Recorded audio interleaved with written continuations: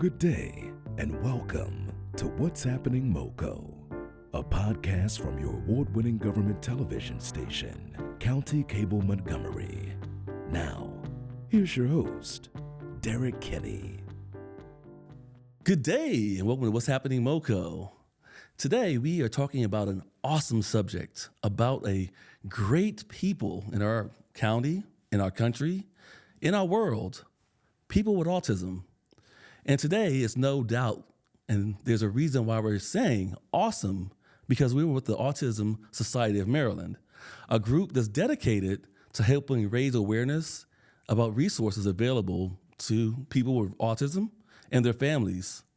How are you today? I'm doing well, thank you. Thanks for having me. All right. Please give us your name, Melissa Rosenberg. Yes. And you're the executive director of the AUSOM organization. I am. The Autism Society of Maryland. Absolutely. Tell us a little bit about what you do as executive director, and what does the organization do for people with autism and their families? Sure. Well, we are a nonprofit organization. We're part of the Autism Society of America, which is also located in Montgomery County, right in Rockville. We're part of a network of 70 affiliates across the country, various sizes. And so we are currently serving Howard, Montgomery, and Anne Arundel counties. And we were formerly the Howard County Autism Society, but after a period of a lot of growth, we expanded and added the 2 additional counties. So we provide resources, support, information, social opportunities for individuals with autism and their families. We also work with providers, educators, government agencies, anybody who would like to know more about autism or share resources, anybody who needs support. Wonderful. And I don't want to assume that everyone knows what autism is. Mm-hmm. Some people may refer to autism as on the spectrum. Is that a proper term? And why would someone use the term on the spectrum when referring to autism? Autism spectrum disorder is sort of a general diagnosis, and within that, we talk about autism.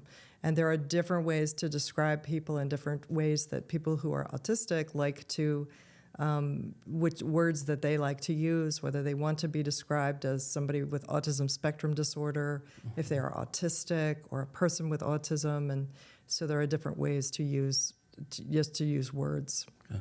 And what would be the preferred way to refer to a person with autism these days? Generally we just ask, how do you like to be described? But for our organization, when we're referring to the community, we'll say on the first reference, a person with autism, and after that we use the word autism or autistic. We also use words like neurodiversity, which refers to people with autism, but also ADD, ADHD, mental health challenges, learning differences, anything where you're thinking and learning in a different way. Wow. And I think these days we have such diversity of influences on our lives that neurodiversity is almost second nature. Now, what are some of the characteristics that a person might find in someone that identifies as autistic? Right. Well, I think number one is that everybody who has autism is very different. You're not going to find 2 people who are alike. Oh, okay. And that's sort of the interesting part about it. So in general, it can impact the way a person communicates, the way they process information, the way they respond to information, the way they self-regulate. You'll find people with autism who are maybe non-speaking, some may have also intellectual disabilities, not all. Some may have very high IQs, and just everything in between. And different areas are impacted in different ways. And so that's why we say if you meet one person with autism, you've met one person with autism, and that just to remember that everybody's very different.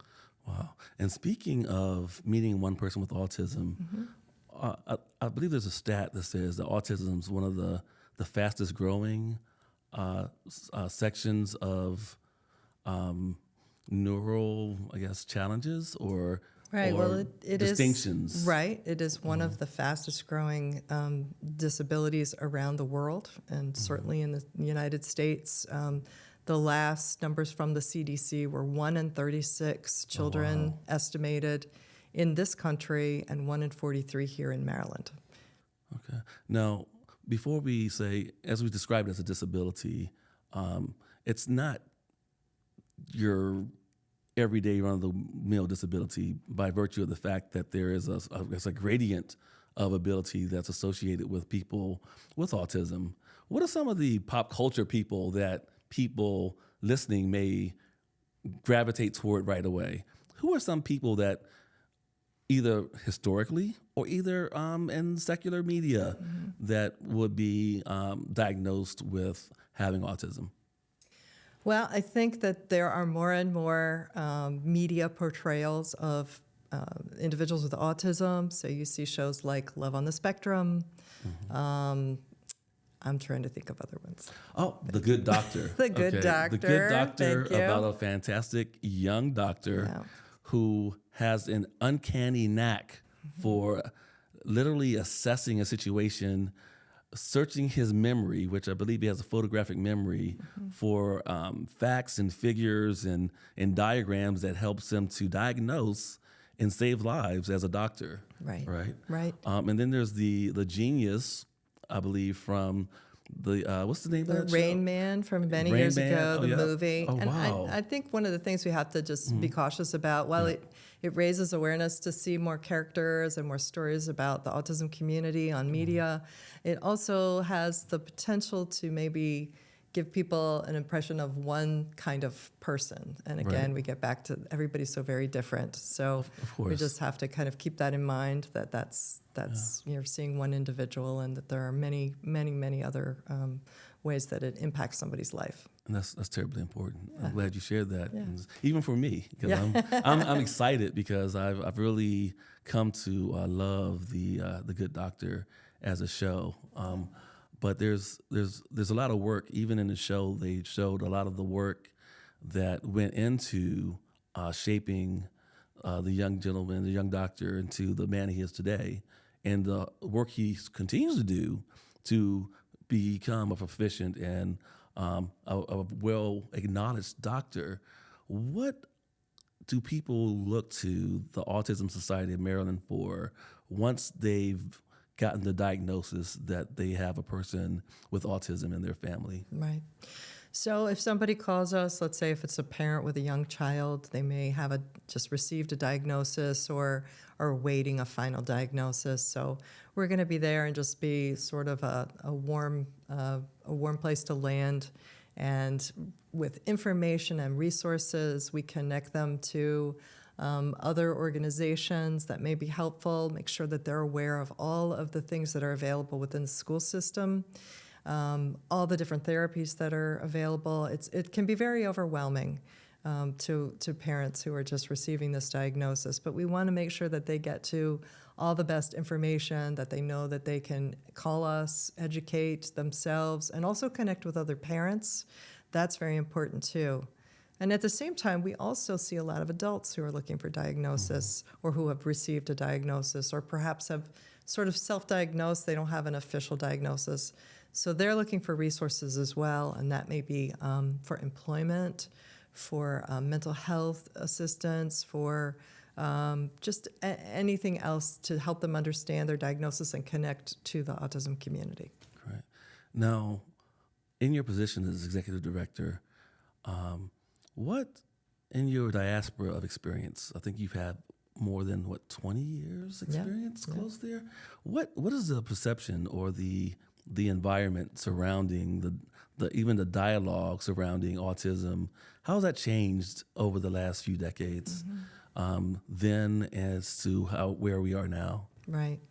Well, I think what we started out with, and this month used to be called Autism Acceptance Month. Okay. I'm sorry, Autism Awareness Month. Right. So I think there's been a lot of work to make people aware of what autism is. I think most people are aware of the term at least and familiar with it somewhat, even if it's just through media.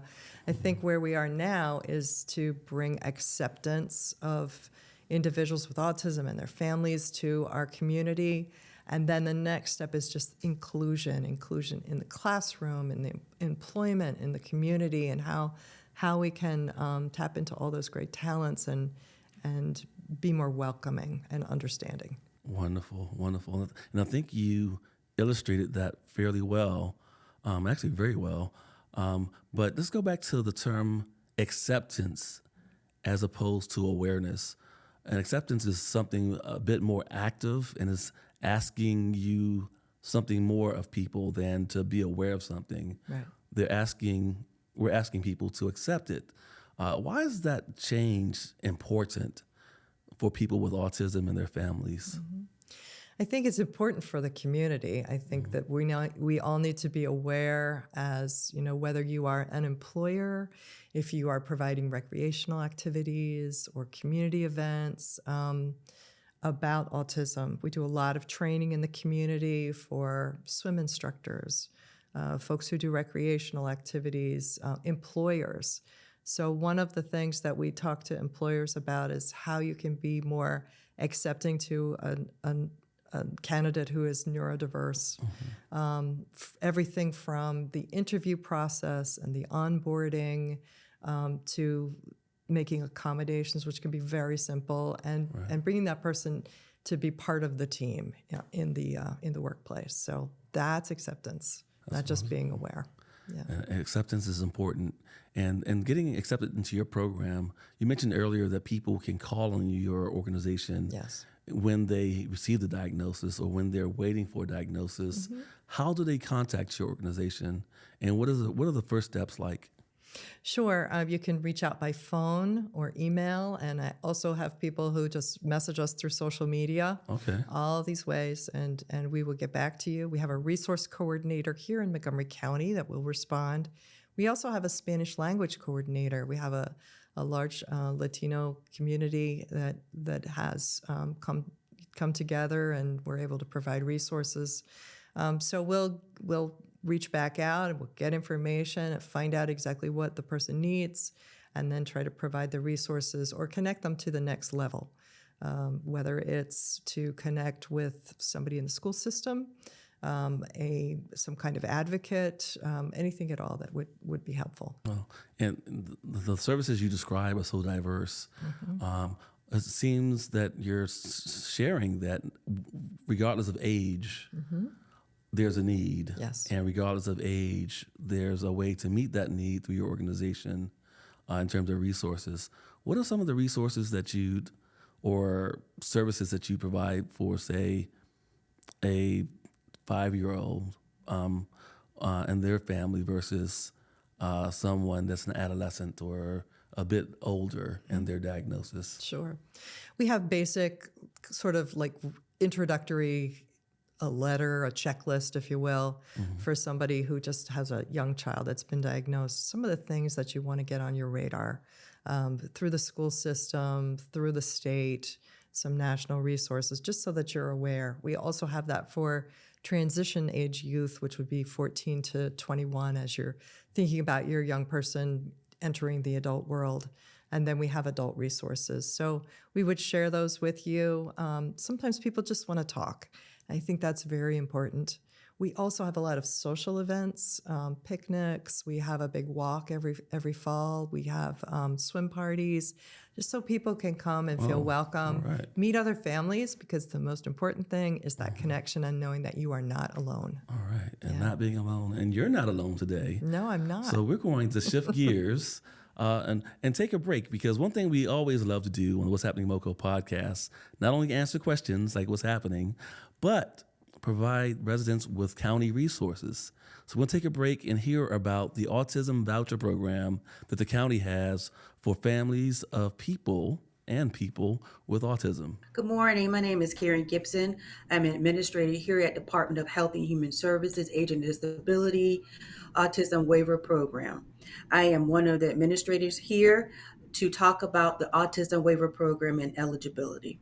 The Autism Waiver Program began in 2001, and it has began as a pilot, but now it has grown to over 1,500 clients statewide in the state of Maryland. So the Autism Waiver Program is a home and community-based 1915C waiver where the federal government funds a portion of the waiver program, and the state of Maryland funds the other portion of the waiver program. each kid that is eligible has to come in and meet certain criteria in order to qualify. But the first step into a child diagnosed with autism being eligible is that they have to be on the autism waiver registry list. And that registry list begins with a parent calling in to the number and registering their child to be called at some point to apply for the waiver. And moving forward, once a child names come off the registry, they will be sent to their local school system. For example, in Montgomery County, it's Montgomery County Public School System. We have a colleague there, Daniel Hammond, who takes the lead in initiating the enrollment and eligibility process for each child coming off of the waiver program. There are certain eligibility requirements. For example, you have to live in the state of Maryland. You have to be enrolled in Montgomery County Public School System. You have to have an IEP. The IEP has to have more than 15 hours of special education hours per week. And you cannot live in a different state and receive these services. Once we've established that, then it moves to the medical eligibility. The medical eligibility requirements is completed per an assessment by the school system's psychologist dedicated to the autism waiver program. Once that assessment is done, that assessment determines whether the student is eligible to come onto the waiver program. And then the next step in that process is the enrollment. So if a child is technically qualified, they're medically qualified and eligible, then it moves to the enrollment. So one of our case managers on our service coordination team here at HHS will do the enrollment process. That means that your application is sent off to Maryland State Department of Education and the Maryland Department of Health for processing that particular student into the autism waiver program. So there are many moving parts to becoming eligible, but we all work together to make sure that each qualifying student will become and receive those autism waiver services. And I will pass the baton to allow Ms. Melinda Boodoo to explain the services that a potential student eligible will receive.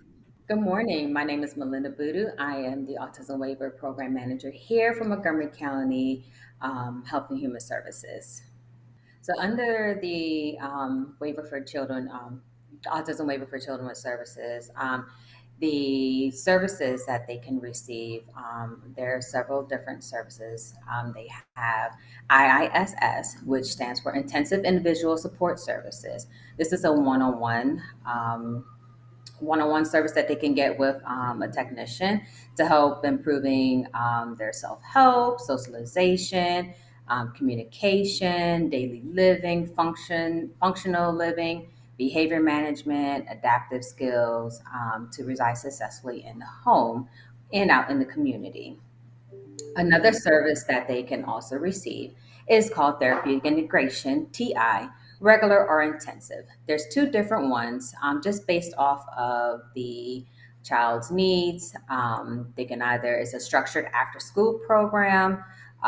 They can go on the weekends, during non-school days, and it provides therapeutic activities such as they can do art, dance, socialization, just to give them a little bit more activity after school. The next service that they can also have is respite care. Is provided inside the child's home, and we also do have respite camps that they can go to, either respite weekends or weekly during the summer, that some of the camps provide, um, and that's respite. Another service is family consultation, which is done in person, and it's just individualized consultation and training provided to the child's family. Adult life planning is another service, which is family centered, focused on educating and supporting the family, assessing adult community services on behalf of the participant.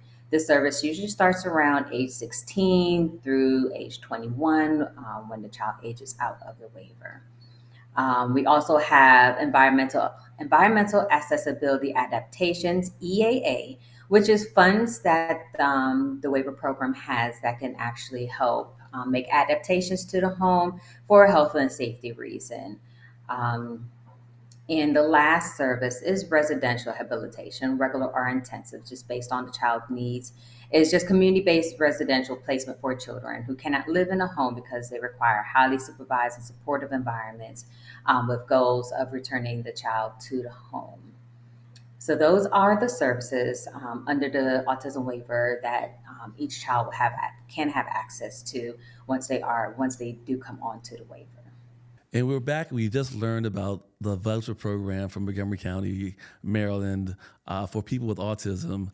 And we're still here with Melissa, and we're learning so much about the Autism Society of Maryland and their movement from just being in Howard County, but now having a strong presence in Montgomery County. Let's talk about that. And then let's also take a step back and talk about where people can connect with your organization as well. Absolutely. We experienced several years of growth, more calls, more outreach to us for support. And some of that came from Montgomery County. There was an Autism Society of Montgomery County here for many years, and it was all volunteer. And as those parents got a little older, they decided they wanted to sort of step back and asked if we would be interested in merging our two organizations, which we did in the fall of 2023. Oh, wow. Yeah. That's right on the heels of COVID. Yes. Wow. I have to ask the question. I always ask the question. Yes. How was it operating during COVID? The needs didn't end because COVID happened. No, the needs just increased, and we're still feeling that. I think people are just still coming out of some of that isolation and some of the impact of lost learning at school. So it was not easy, as with lots of nonprofits. We just kind of pivoted and we made it work. We took everything online as much as we could. We had extra grant funds for individuals who were out of work or had other struggles, and we just did whatever we could do in partnership with the counties where we were working. Oh, wonderful, wonderful. So thanks for being here in Montgomery County, Maryland. Thank you. We love additional resources, Yes. and particular types of resources really gets me excited, and I think a lot of residents excited as well. Let's talk about the cost for your services Yes, in the well, county. There is no cost. No cost? We Are you provide all saying these free? resources at no cost. All right. We happily accept donations and support, absolutely, but we do make all of our programs and events available at no cost. Oh, wow. That's amazing. That's amazing. Now, as executive director, there's many things you do as part of your job. You coordinate efforts, you allocate resources. What are some of the other things that you do behind the scenes to help create an environment where you can offer free services to people with autism and their families? Well, I have a terrific staff, and I think that's really important. Most of our staff members are either autism parents themselves or they're autistic. I think that gives you a really great insight, and so it's kind of bringing them all together. Certainly some of the fundraising and grant writing that goes on, just the organization, the day-to-day operation, and making sure everything's running smoothly, and all of my wonderful staff members have what they need in order to serve our families and adults. Yeah, it takes a team. It does take a team. And then it takes a community, and it takes a county to provide all the support needed, right? It does. All right. Now you mentioned before that there's different ways to contact your organization. Yes. What is your website? I think you may have mentioned it, but let's say it one more time. Yes, it's autismsocietymd.org. That's our website. Okay. You can reach us through that. Our email is info@autismsocietymd.org. And you can also call our office at 410-290-3466. The webpage has a Spanish language page and also Google Translate, so you can access it in over 120 languages. Oh, wow.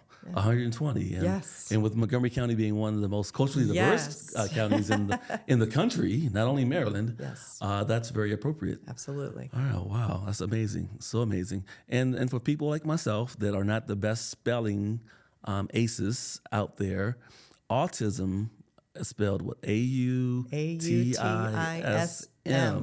There's no Z in there, right? No Z. No zism. Okay, autism. All right. And you mentioned earlier that you have a full team of people behind you. I do. We're going to talk to one of those team members in just a moment. And it happens to be a team member that is a person with autism. Correct. What can you say about this team member? Like, as if she's not in the room. But what are some of the value that she brings to the table? And before she comes up, let's also talk about some of the exciting things that your organization has in the wings or has for even the Autism Acceptance Month. Right. Lots of events for Autism Acceptance Months. We're a couple weeks in, but we still have some more events. Autism in the Park on April 13th in Howard County. We have another Autism in the Park in Pasadena, Maryland on May 5th. We have speakers. We have a webinar coming up that's directed at self-advocates. And you can access the whole calendar on our website at autismsocietymd.org. Wonderful, wonderful. And now I will allow you to introduce your colleague, your teammate.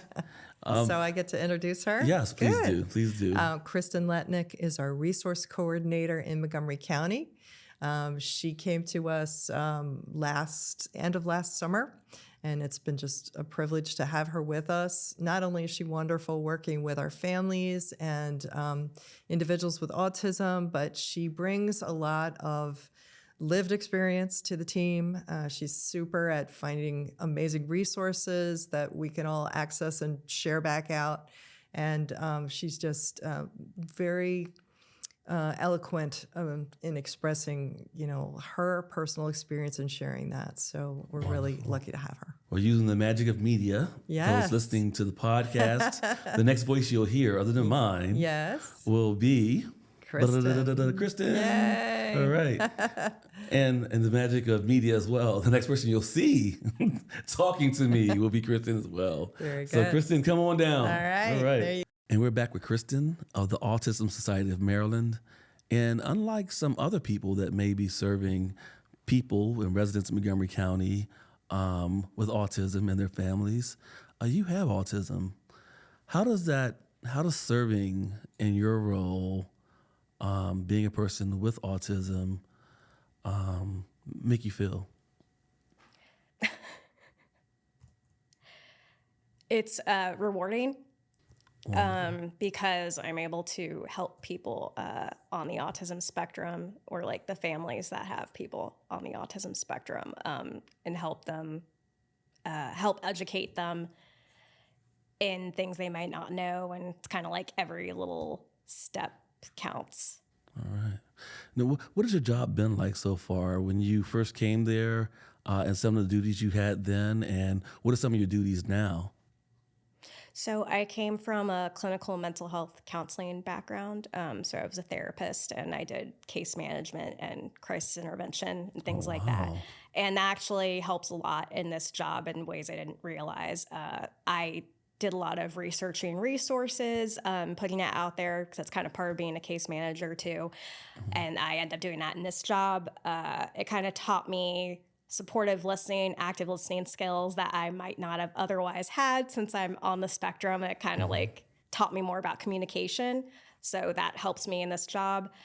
Also, it helps me with kind of like boundaries in terms of knowing where I can help and where I need to step back and kind of refer people out, and know that, it doesn't take one person to save everyone. Like, you need to have a team to do it. Right. And you have to know, like, when you have to put your ego aside kind of and know when this is too much for me. I have to, but these people might be able to help you, that kind of thing. Now, how do young people, because you have a youthful look. I'm not sure how old you are. Don't share your age. I'm older than you think.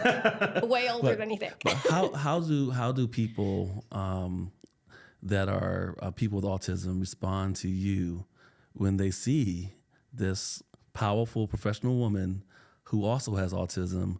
How do they respond to you? Does that affect them at all? Do you find that there's a special connection, or are they inspired? Or Well, I mean, I think if they are, they're not going to just say that to my face upon meeting me at first. Like, Kristen, you're very inspiring. But I think I have inspired people on the spectrum. I can kind of just tell that they gravitate towards me. I think in a way they see me as a role model, which is great. Not something I was ever expecting. I think also because I am pretty decent at communicating, so I can kind of be like an advocate for them too. So yeah, I think so. And I would say you're very decent at communicating, but you're also very personable. So you're Thank actually you. funny as well. So offline, you guys missed a few very well-timed jokes to help to ease things forward. Now you mentioned earlier that you have a background in counseling. Mm-hmm. Now, what's special about that, and that it helps you? I think you may have alluded to it a little bit earlier, but how does that help you in some of the things some of the services that you provide now? So, crisis intervention is something I did a lot in my past work, and even dealing with people who are suicidal, just under crisis. And while I don't have necessarily that kind of crisis I'm running into in this job, people tend to reach out for help when they're kind of feeling in crisis, right? Like, a lot of people aren't going to reach out for help if they don't need it right then. Mm-hmm. And people on the autism spectrum and their families have a lot of balls in the air to juggle. So it's kind of like, once they feel so overwhelmed, that might be when they reach out. So it's kind of like being able to help them not feel as overwhelmed and help them know that support and services are out there. So there is some de-escalation a little bit sometimes. Wow. And it's just, it's also helpful in knowing kind of crisis prevention in terms of like looking at some flags in terms of this might turn into a crisis if we don't act now, if they don't have these services, even if it's not one right now, if that makes sense. Yeah, and not all the requests are like that. Some of them are just kind of like, I'm looking for support groups. But at the same time, I feel like when people are looking for something like that, that means they need them for a reason, and they're just not expressing how stressed and overwhelmed they are. Right.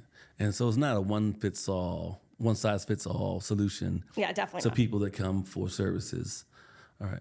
Now you mentioned that families are juggling a lot of balls when it comes to this particular situation. What are some of the things that families are dealing with, and that some of the things that people with autism are dealing with when you first encounter them at the Autism Society?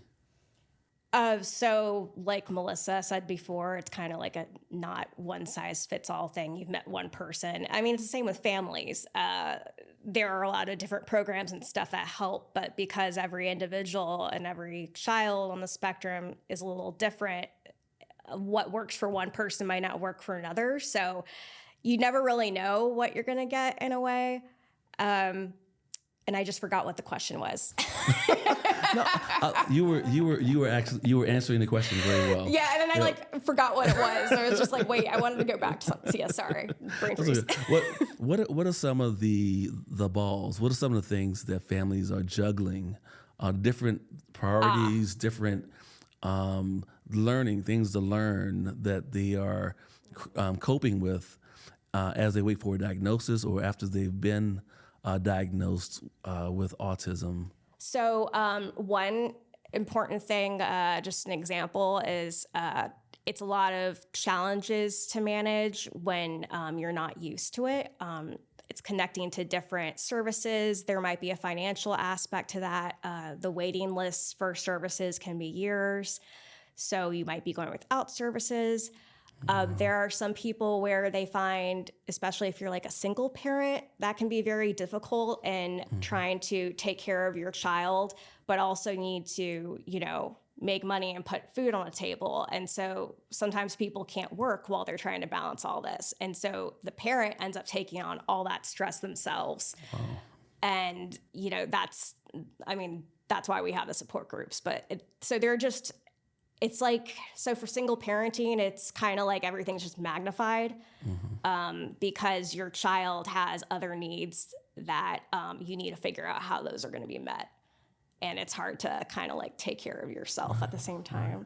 But they don't have to do it alone because No, they they have the Autism Society of Maryland. Yeah, and one of our support groups that are online is actually focused on self-care and run by a social worker. So that's one I like to refer people to a lot. A lot of these parents that are struggling, especially when they're first-time parents to kids on the spectrum. It's a lot. It seems like there's a lot to take on as a parent when there's additional needs that need to be met aside from some of the traditional things, providing and shelter and all those things. And it's good that your organization is there with the understanding of where they're coming from and how to meet them there. And you tailor solutions and not provide a one-size-fits-all.